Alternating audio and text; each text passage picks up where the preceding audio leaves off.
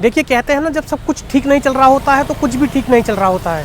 पहले कनाडा के पीएम के लिए G20 और उसके बाद अब जिस तरीके से कनाडा वापस जाने के बाद उनके ऊपर इतना बड़ा दबाव था, जिस तरीके से वो पूरी चीज़ें हो रही थी वहाँ पर, वहाँ के देश में, उनकी संसद में उनके ऊपर दबाव था कि जिस तरीके से खालिस्तान एक बहुत बड़ा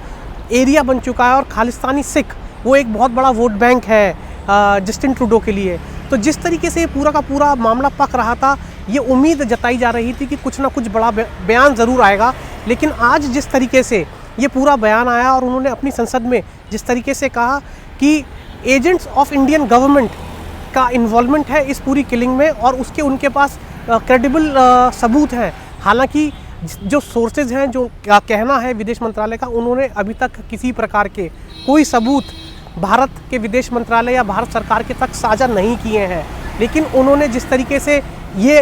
अपनी संसद में बयान दिया और उसके बाद वो हमारे एक डिप्लोमेट को, भारत के डिप्लोमेट को बुलाकर उन्होंने सीधे ये कह दिया कि हमने भारत के डिप्लोमेट को 5 दिन का समय दिया है और वो वहाँ की जासूसी एजेंसी यानी कि स्पाई एजेंसी का एजेंट है और उसको 5 दिन के अंदर भारत वापस जाना पड़ेगा। तो कहीं ना कहीं जिस तरीके से वहाँ के कनाडा के प्रधानमंत्री के ये 2 बयान आई, उसके पास ये स्वाभाविक था कि भारत को इस पर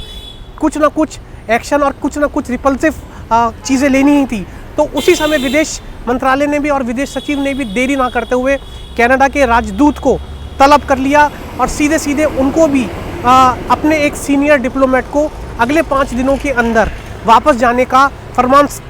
थमा दिया। लेकिन इससे एक बात तो बिल्कुल साफ है कि जो भारत की नीति है आतंकवाद को लेकर, वो बिल्कुल साफ है। चाहे फिर वो पाकिस्तान हो या G20 का सदस्य कनाडा हो, भारत ने इस पर बिल्कुल ज़ीरो टॉलरेंस पॉलिसी जो अपनाई हुई है कि आतंकवाद के मामले पर वो किसी को भी नहीं बख्शेंगे। और साथ ही जिस तरीके से कहा जा रहा है कि जो वो खालिस्तानी लीडर जिसकी की हत्या की गई, भारत ने पहले भी कहा है कि उसका किसी प्रकार का कोई इन्वॉल्वमेंट नहीं रहा। लेकिन जिस तरीके से ये आरोप अब लगाया गया है, वो हो सकता है कि आने वाले टाइम में अब कनाडा के अंदर एक राजनीतिक घटनाक्रम देखने को ज़रूर मिलेगा। और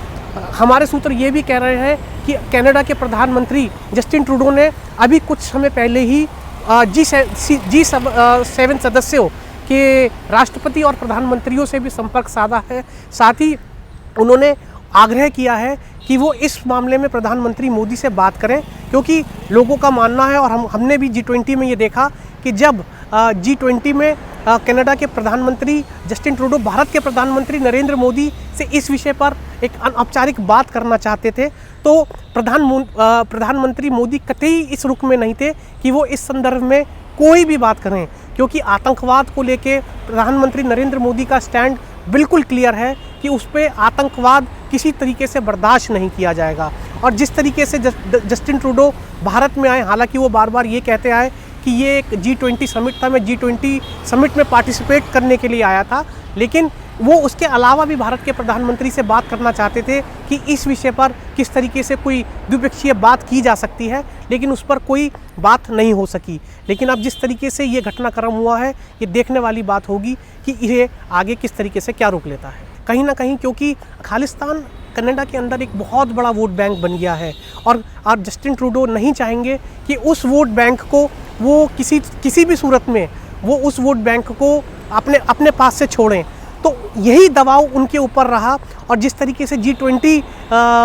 समिट के बाद वो वापस कनाडा पहुँचे, भारत में उनका एयरक्राफ्ट ख़राब हो गया, एक दिन उनको ज़्यादा यहाँ पर बिताना पड़ा। वहाँ पर वापस जाने के बाद दबाव था इस बात का कि इंटरनेशनल मीडिया, साथ ही कनाडा की मीडिया ये जवाब उनसे मांगेगी कि भारत आखिर इस पूरे मुद्दे पर भारत का क्या रुख है। उनके पास कोई जवाब नहीं था, तो कुछ ना कुछ बयान उनको ज़रूर देना था। लेकिन जिस तरीके से उन्होंने ये पूरा बयान आज संसद में दिया और ये कहा कि agents of Indian government has an involvement in this killing, वो एक बहुत ही बड़ा आरोप है जो कि कनाडा ने भारत के ऊपर लगाया है। लेकिन अब देखना यही है, क्योंकि डिप्लोमेसी में ये कहते हैं कि कुछ भी नामुमकिन है, तो अब किस तरीके से होता है। कनाडा ने एक डिप्लोमेट वापस भेजा, तो भारत ने भी कुछ क्षण गवाए उनके डिप्लोमेट को फरमान सुनाते हुए वापस का रास्ता दिखा दिया है। लेकिन ये मामला बहुत जल्दी शांत होने वाला नहीं है, क्योंकि इसके पीछे एक बहुत बड़ा वोट बैंक है, जिसकी राजनीति जस्टिन ट्रूडो को भी समझ में आ रही है कि अगर उन्होंने सिख वोट बैंक को छोड़ा तो हो सकता है कि सरकार में बहुत बड़ी समस्याएं भी आ जाएं। तो देखना यही होगा कि आगे पूरा मामला किस तरीके से मूव होता है।